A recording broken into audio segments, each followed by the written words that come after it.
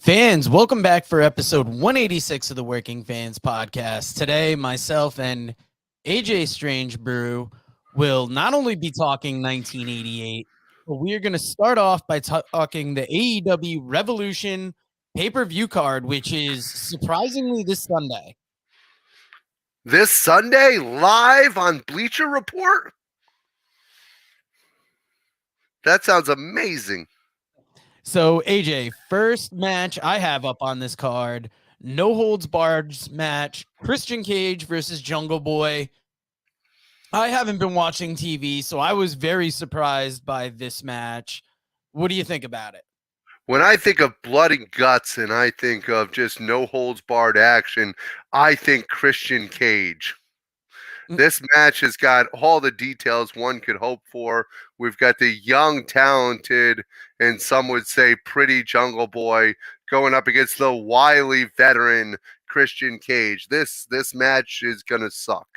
They're finally finishing this feud. We had the cage match with Luchasaurus back at Full Gear. I mean, they're doing long-term storytelling, but I had forgotten that this feud was still going on.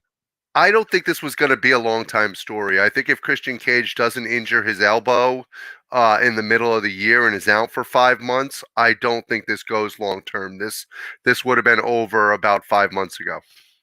All right, I got Jungle Boy winning this. Who do you got? Absolutely, Jungle Boy all the way. How can you go with Christian Cage at this point? All right, next up, AEW Trios Championship, The Elite versus House of Black. Once again, I haven't been watching for like the last 3 weeks, so I didn't know they were building to a feud with these two. It's got to be The Elite. I don't see House of Black taking it off of them. Well, you wouldn't know about the buildup because they didn't start building it until 2 weeks ago. Wow. So that's and don't get me wrong, if you're going to build up for a big pay-per-view match, you never want to start before 2 weeks out. I mean, you really want to draw the fans in, and you can't do that without a long-term build like 2 weeks of pure action.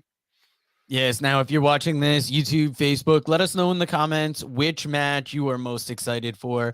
Do you have the Elite or House of Black? Yeah, the Elite's going over. House of Black, they haven't built up enough. It's a shame too, because in a true trios match, I would love to see House of Black actually get the push here because the Elite doesn't need it, and at the end of the day, it would be much better for House of Black.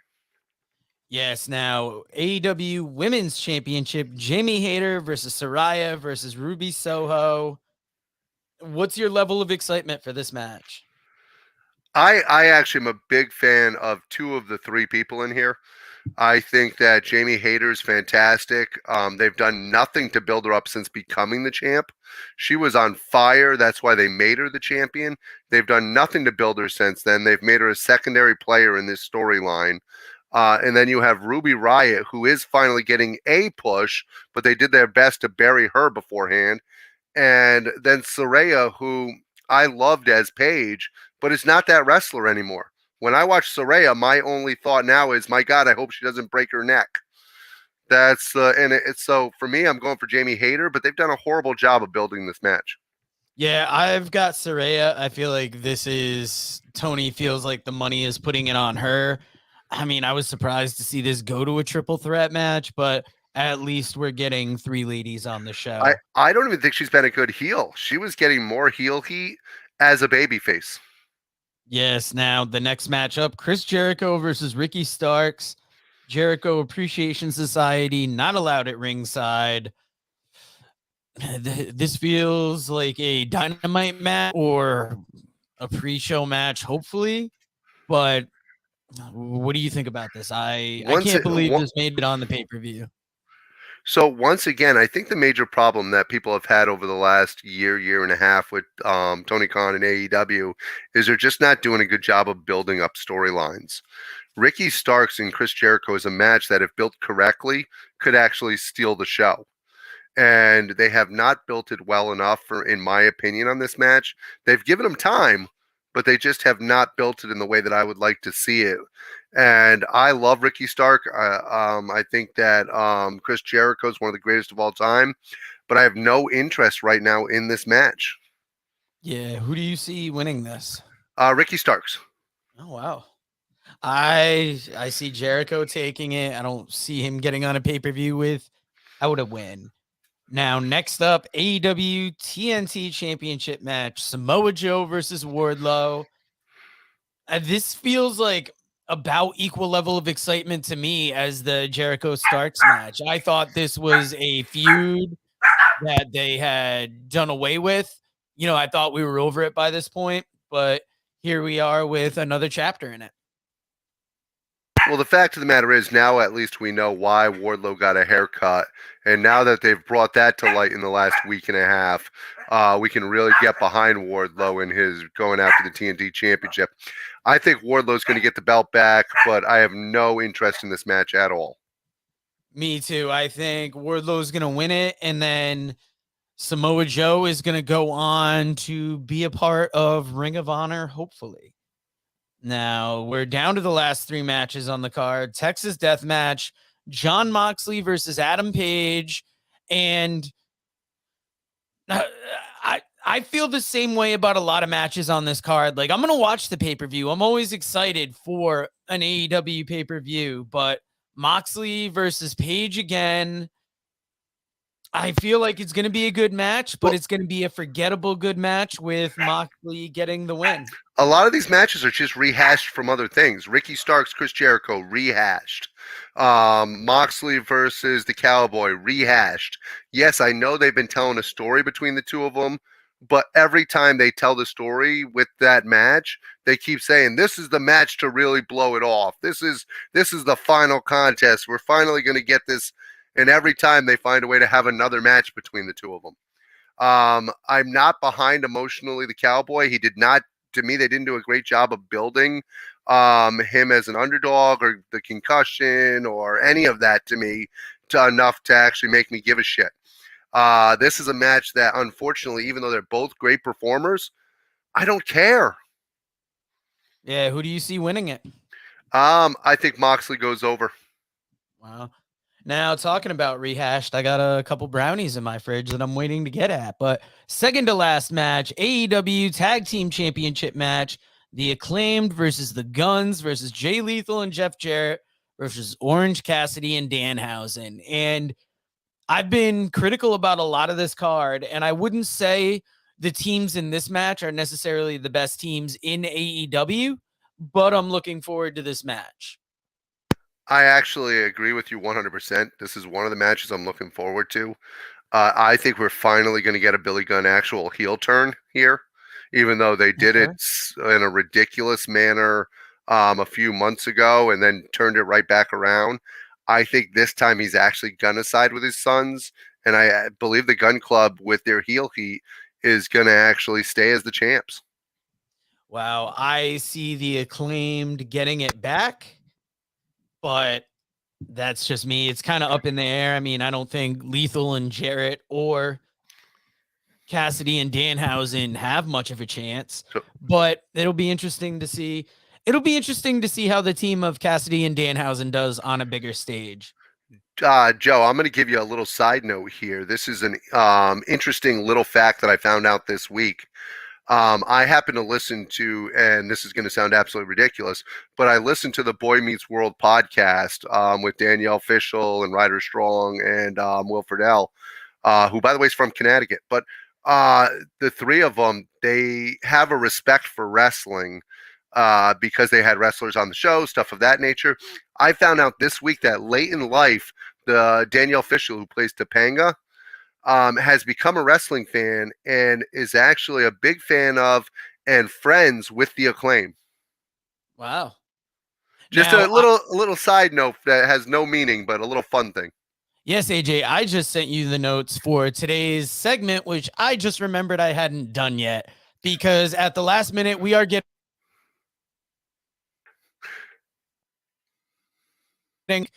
most of the winner twice a week, and Dave is expecting a big day at work, so he is not here today.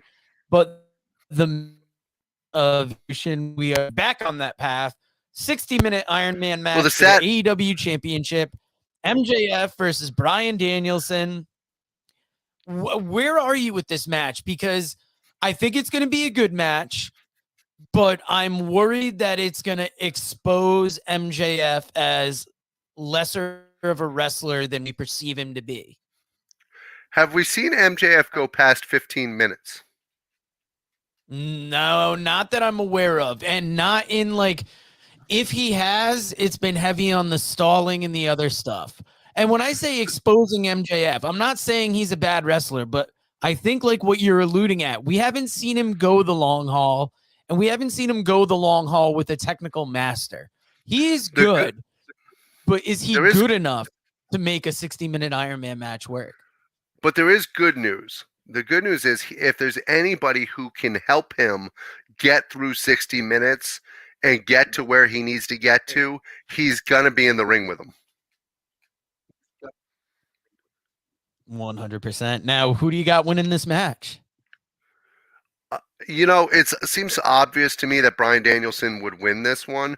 However, I'm actually going to go the other way. I think you need, in order to keep MJF's credibility, I think you need MJF to win this match. Wow. Well, next week when Dave is back, we will review our picks. But so far, you and I only disagreed on 2 matches. Oh, Dave actually, he sent me his picks. I don't know if you're aware of this. He sent me his picks. I am not aware of this. I think Dave's surprised right now about this himself. Yeah. Well, I asked him about the big matches, like, you know, Bryan Danielson and stuff of that nature with MJF. He said he doesn't care.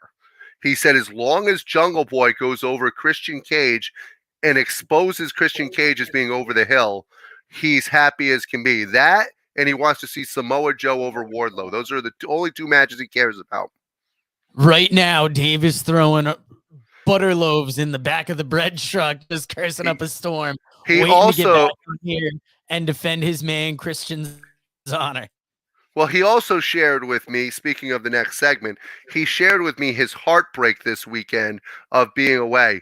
1988, I happen to know, man called Dave's favorite year in wrestling. That's All right, well, and we'll deep dive into that in a moment. This malarkey with this.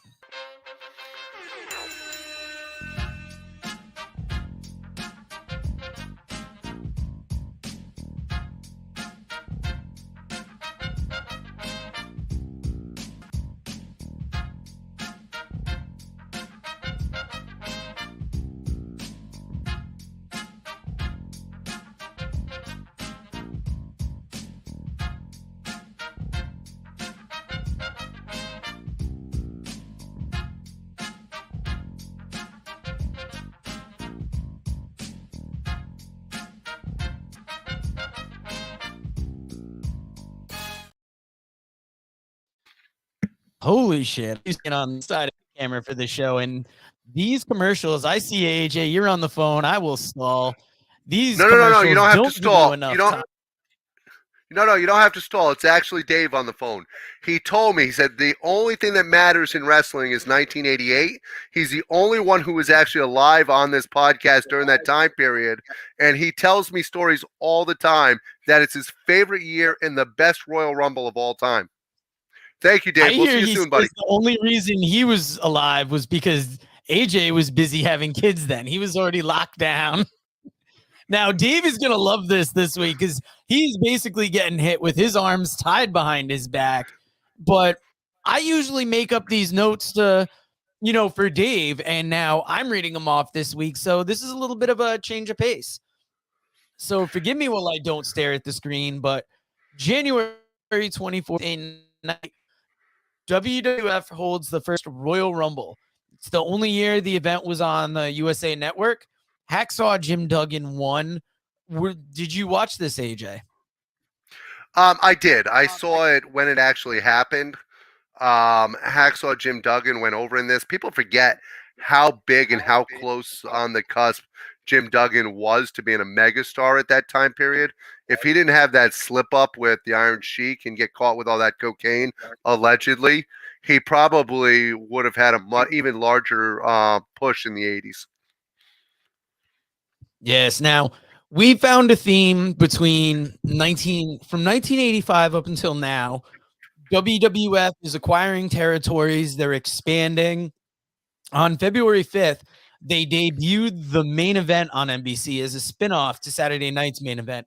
Andre the Giant defeated Hulk Hogan to win the WWF Championship in controversial fashion and then sold the belt to Ted DiBiase. Well, the great thing about that match, and that is obviously a changer in WWE to have Hulk Hogan finally go down, but the great thing about that match is it also introduced us to Earl Hebner. Where before that, Earl Hebner was just an obscure referee in the NWA. But to find out that he was this maniacal twin brother of Dave Hebner, really the biggest storyline of 1988. Yes, it was. Now, if you enjoyed on the Working Fans podcast, hit that like button. If you want to subscribe, you can stay up to date with this show when we come each week on YouTube, usually Friday at 12:05. If you March don't 7th, 1988. What's that? If you don't subscribe, here's what you'll be missing out on. First of all, you're going to miss out on Dave coming back next week and backing up everything that I've said so far about his love of 1988 and Jungle Boy. Secondly, you won't find more passionate fans about professional wrestling who are happy to take your ideas and then debate them with you. So subscribe, tune in, and show us some love. 100%. Dave's YouTube shorts coming out daily. We've got different videos coming out. I am actually premiering a Control Your Narrative video later today. As I sought out some more Control Your Narrative on YouTube, and while I'm still very critical of the they did 5 things really well. You're gonna have to watch that video to find out. But March 7th, Harley Race injures himself in a match against Hulk Hogan that would air that weekend on Saturday night's main event. Yeah, Harley AJ, do actually you injured have any himself. memory? Harley actually injured himself doing a diving headbutt onto a table where the table did not break and he physically damaged his spinal column, and it would end up shortening Harley Race's career. And so it was really a tragic event, to be honest with you, even though he did wrestle a little bit longer before getting help.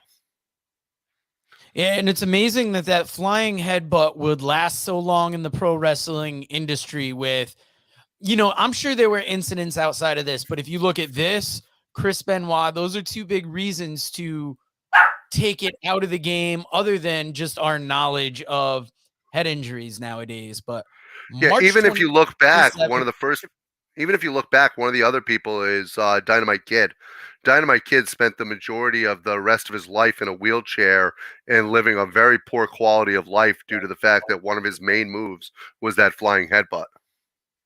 the only difference with the Dynamite Kid, and it's one thing that I've found almost insane about him, is he would not have changed a thing. Whereas I think Harley Race might have been happy to, but I mean, it I kind like of to showed. think Benoit wouldn't have killed his family if he didn't do the headbutts.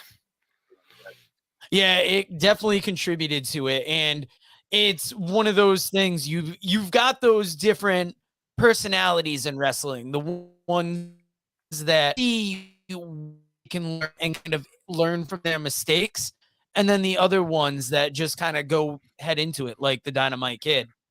Well, I But think the on other March major difference. 27th, Jim Oh, go Crockett ahead. Promotions presented the first Clash of the Champions on TBS in Greensboro, North Carolina.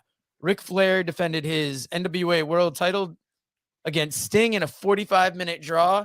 Clash of the Champions was one of my favorite events as a kid. This is one of the really big events in wrestling for multiple reasons. 1988 is the year that Turner Broadcasting takes over WCW, and I'm sure we'll talk about that separately. But this was one of those events that really made WCW, NWA, whichever variation you like, into what it was. And it built Sting into the icon that he became because it showed that he could stand on the same level. Similar to what we talked about earlier in the program with MJF and Daniel Bryan, and when Bryan Danielson, people had doubts whether or not Sting, this muscle guy from California, could do the time that needed to be done to wrestle with Ric Flair. And Sting went out and he showed what he was capable of, keeping up with him for 45 minutes. and an era where very few people could do that with Ric Flair. Very true. Now, what do you feel about the comparisons with AEW's Battle of the Belts being like a Clash of the Champions like idea? I mean, it is to a point. The difference is, and this is my problem, is Only because it's free on TV. well, yeah, I was gonna say we have such a high quality of wrestling all the time now. You got to remember when we had WCW's Clash of the Champions, that was like getting a super event in one night. That was just great wrestling all put together. Now that wrestling that we get in WCW that we had at Clash of the Champions is like if we have Monday Night Raw or AEW Dynamite. Yeah, but AEW Battle of the Belts, those things feel like they're booked more boring than a dark or a dark elevation. They feel thrown together at the last minute. Yeah, Rarely do I feel like the matches that take place on them are must see. And that's why, like, whenever I've heard it compared to Clash of the Champions, I've always found it to it's a be joke. yes. Now, April That's 22nd and 23rd, the third and what would be final until 2019 NWA Crockett Cup is held. I think as old time wrestling fans, all of us were excited to see the Crockett Cup make a return a few years ago. And it was one of the places where the Briscoes really shined in later years. What did you think about the Crockett Cup then, and how do you feel about it now? well, I think we were all fans of the Crockett Cup. Once again, we talk about being able to see things you don't normally get to see in professional wrestling. That's what makes a show. If you have a show where you've seen everything before, how excited are you going to be? With the Crockett Cup, you saw things that you would never actually normally see. You saw people competing against each other that you wouldn't normally see competing against each other because it was tournament style. It was just all around a much funner card. And I loved seeing it back in 2019 because it brought back childhood memories and brought back why we loved the NWA. Well, at least people that were alive like Dave did. Definitely. Now, I want to shout out former guests of the show, Kylon King and Dustin Waller, who defeated Violence is Forever this past Sunday at Beyond Wrestling in Worcester and captured the IWTV Tag Team Championships. Two young stars that we are happy to see break out, and the Miracle Generation, it's just starting for them this year. It's great to see more wrestlers getting the rub from the working fans. I mean, anything that we can do to really help push these guys along and get them the championships they deserve, it's fantastic. Now, in June of 1988, the first Pro Show debuts, originally part of Wrestling Challenge, moving on to Superstars of Wrestling. Mainly notable because, I mean, it's Bruce Pritchard. It eventually debuted The Undertaker, but I I kind of like these older interview type shows that the WWE had, but I wouldn't say it's my favorite part of the show. I look back on it with nostalgia, but I don't know if I'd, look it up on YouTube and rewatch any segments.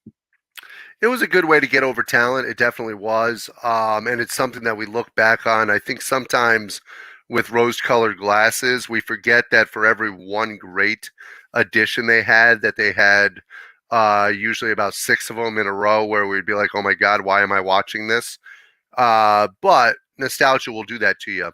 It is the second biggest thing in June of 1988, as it was also a young AJ Strangebrew's 12th birthday. Wow. Now we're going from births to deaths. July 17th, Bruiser Brody is stabbed in the shower in Puerto Rico by Jose Gonzalez in Vader 1. Uh, Bringing this to to this to me is something that affected my childhood. I was a Bruiser Brody fan. I remember when this happened. I remember finding out when this happened and how heartbroken I was, how it affected the wrestling world. Because Bruiser Brody was one of those people who we thought was untouchable. He was a larger than life character, and quite frankly, he was killed in one of the most cowardice ways humanly possible, hiding a knife underneath a towel, allegedly. And it's just ridiculous I think that there it was even piss on happened. that knife too to make the infection nasty too. Exactly. It was just really one of the most cowardice ways. If you're gonna kill somebody, and I'm not saying you should go out and kill somebody, but if you're gonna kill somebody, at least have the balls to do it face to face and frickin' fight them like a man. AJ, we're getting a text here from Dave. He said that was also around the time that AJ gained a healthy distrust of Puerto Ricans. I don't know what that means. August It, it, 29th, in, 1988, the first SummerSlam pay-per-view is held. I would like to point out that I love Puerto Ricans. There's only one I don't trust. that was purely a joke, but No, I first know. SummerSlam first summer I know I like that we have to explain the joke. I think it was Pat Oates a couple of weeks ago that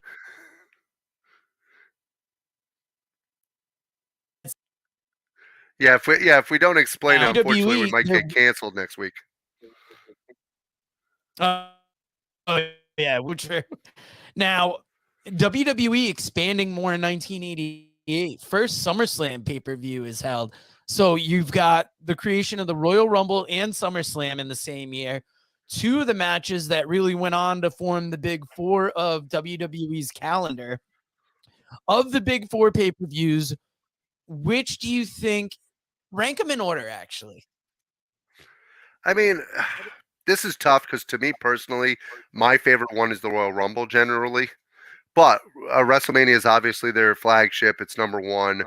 To me, I don't know if they look at it this way, but Royal Rumble number two, SummerSlam number three, and then obviously Survivor Series in the number four spot. I would But I mean, go with same order because it's not like that any of the pay-per-views are less than, but it's on their upper level. Obviously, WrestleMania's got to be the biggest one. Royal Rumble has that match every year that sets up the road to WrestleMania, so it makes that exciting. Then you've got SummerSlam, which is kind of like the mid-year big card. And then in prior years, Survivor Series was like the 5-on-5 teams, which I always enjoyed.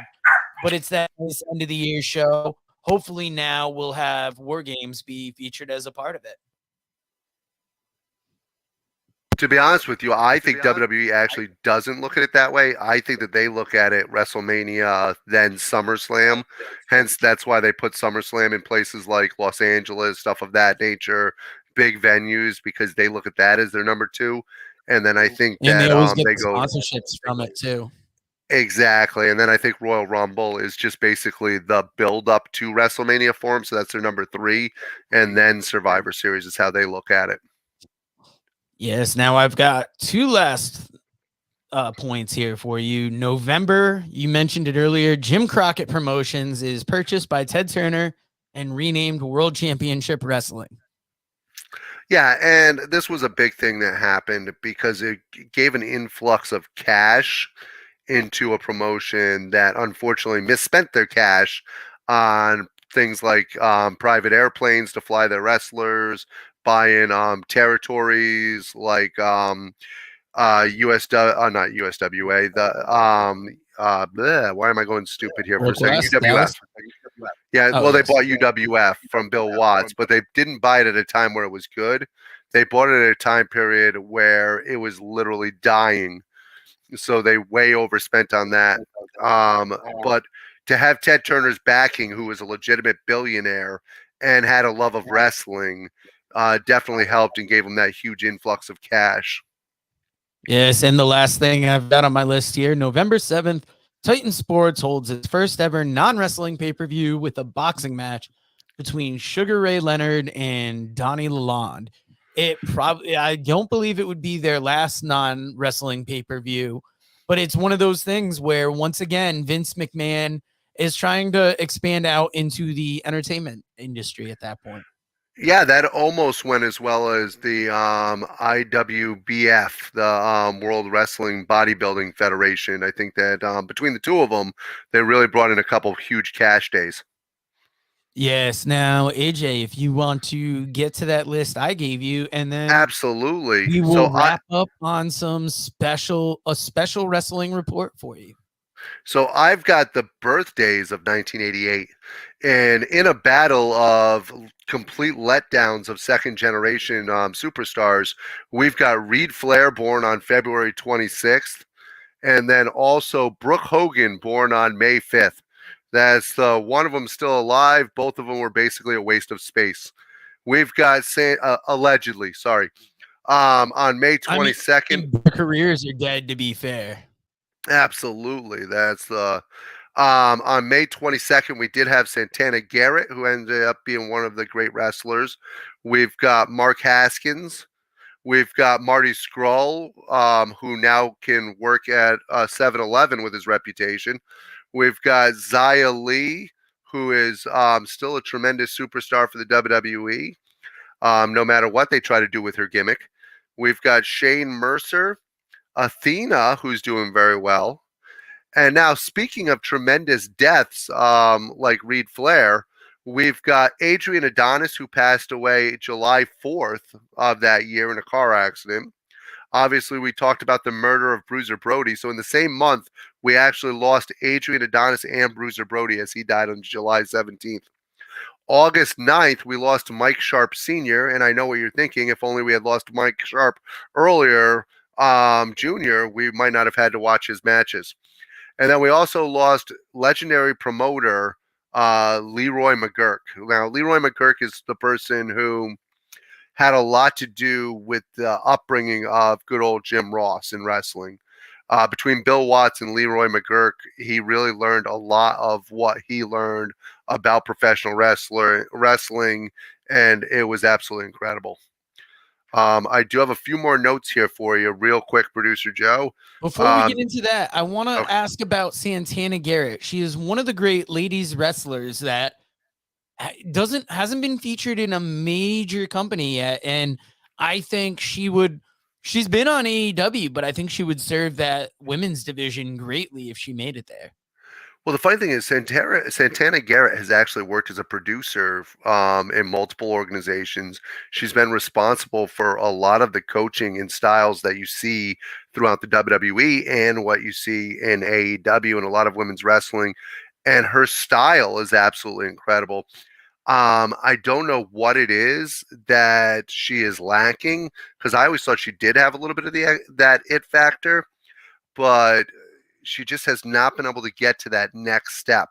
Hopefully, she will get that chance at some point, as she is still fairly young. I mean, being born in 1988, you are 35 years old, so it does allow you to still have a few years to really get there.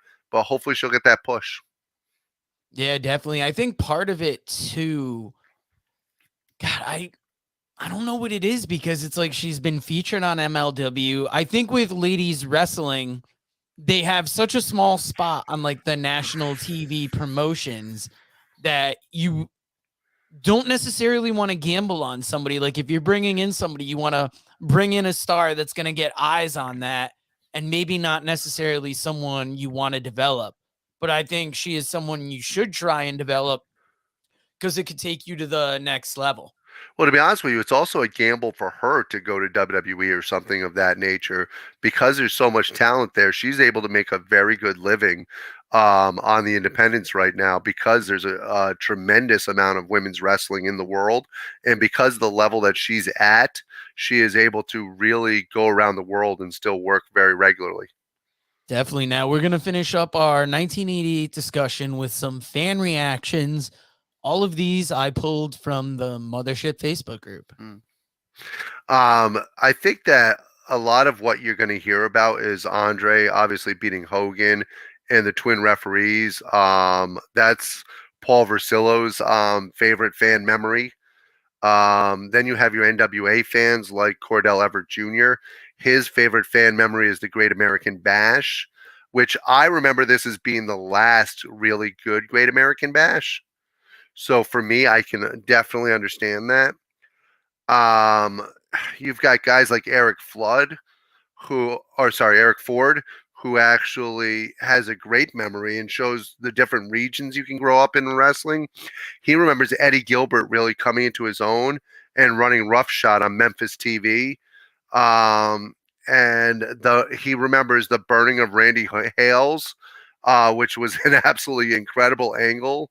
Yeah, I don't know if you know who Randy Hales is, but he was, I believe, the referee in Memphis, and Eddie Gilbert literally caught him on fire, which is absolutely incredible. Yeah, there was a YouTube clip posted with that comment in the Mothership Facebook thread that was in. Then you have people like Jason Harland, who has fond memories of the final breaths of WCCW, World Class Championship Wrestling, and because they actually still had a great tag division down there.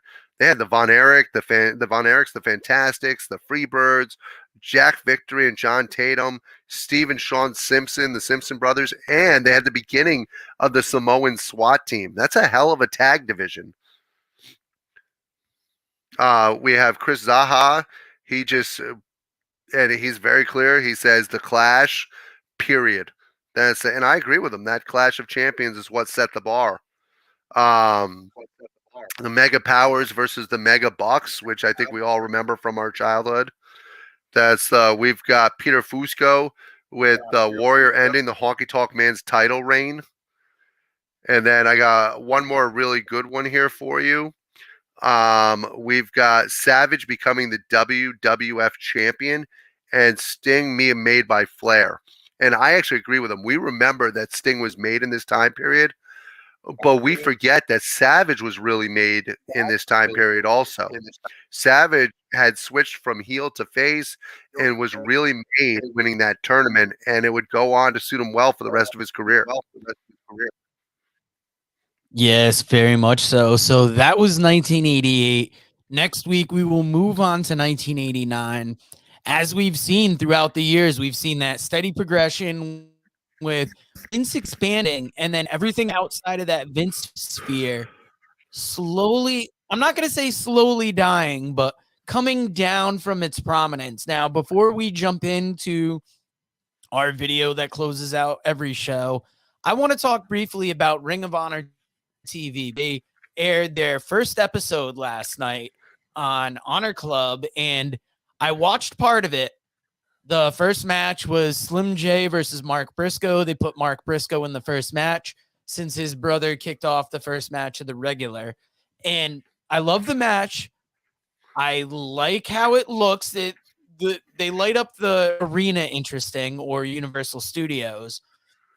The first episode was a 2-hour TV episode, and I don't know if that's how all their TV is going to go, but that lost a little bit of the luster for me.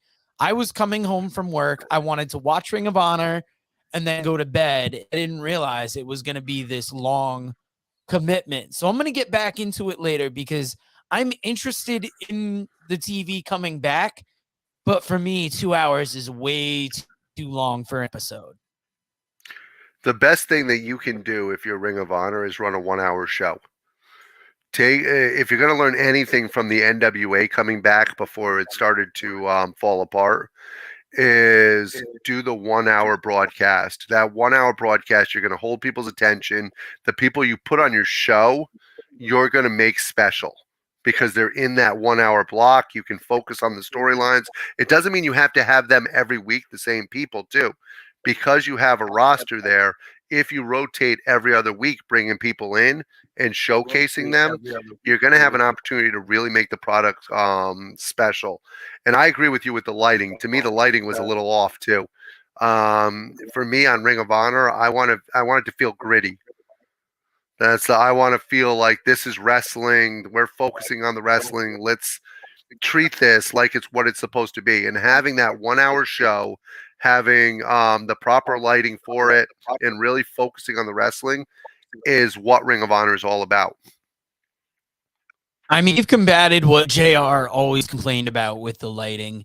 It looks decent in Universal Studios, but I'm gonna wait a couple weeks to like really reserve judgment for it to see how it is. I know they tape it in batches, so as far as like if they make any changes to the set, that could be a month down the line. I was really excited to see Riccaboni and Caprice Coleman come back. I thought Ian Riccaboni did great. New Japan Battle in the Valley card. He's one of my more favorite announcers out there. And it's just good to hear him back in a Ring of Honor environment. I like both of them. They play off each other well. Caprice Coleman is a legitimately very good wrestler. He's borderline great wrestler, and he brings a lot of knowledge to the product. And the two of them together are very entertaining. So they stuck with the right team.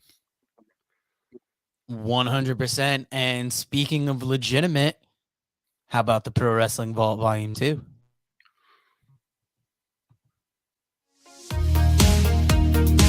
Read about the Northern Wrestling Federation in the book presented by Russellville.com, The Pro Wrestling Vault, Volume 2. Hear the story of Roger Ruffin, the man who trained Carl Anderson, the Monster Abyss, Jordan Clearwater, Chris Harris, and Jillian Hall. Plus 45 other short stories including Jazz, Bobby Eaton, Kamala, Thunder Rosa, Mario Mancini, Scott Casey, PJ Black, Kerry Morton, Sal Renaro, Jeremiah Plunkett, Colby Carino, Bam Bam Malone, and many others. Get your book today at Russellville.com. Russellville. It's where wrestling lives.